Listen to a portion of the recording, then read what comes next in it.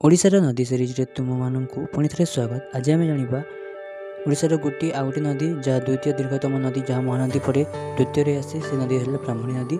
से नदीर उत्पत्ति दुईटी नदीर मिश्रण में होती। को नदी गोटे है शंख गोटे है दक्षिणी कोयल कौटारे होची वेदव्यास राउरकेला दुईटी नदीर मिश्रण होती। कोको नदी शंख और दक्षिणी कोयल शंख नदी कौटू आसी झारखंड छत्तीसगढ़ बॉर्डर आसी और दक्षिणी कोयल कौटू आसी लोहरादेव झारखंड आसी और दुई कूल दुई जन मिश्रण होती और तापर जे कि ब्राह्मणी नदी सृष्टि होती। तो यही नदीर दैर्घ्य केते अच्छी 480 किलोमीटर अच्छी और जदि आम जदि मोट दैर्घ्य कथा कहवा ताहले केते हम सेटा 749 किलोमीटर अच्छी।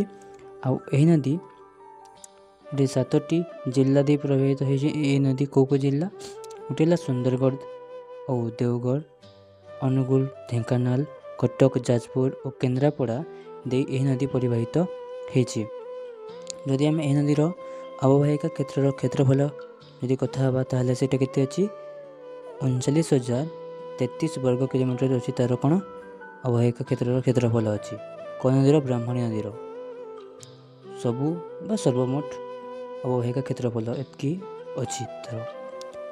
तार जदि आम सहायक नदी जाना ताहले अच्छी खलास्रोत कारो टिकिरा और जदि ये गोटे जलभंडार कथा कहवा जदि गोटे रेंगाली जलभंडार अच्छी और गोटे ब्यारेज अच्छे से ब्यारेज ना कौन सामल ब्यारेज अच्छे तालचेर पाखे। तो धन्यवाद।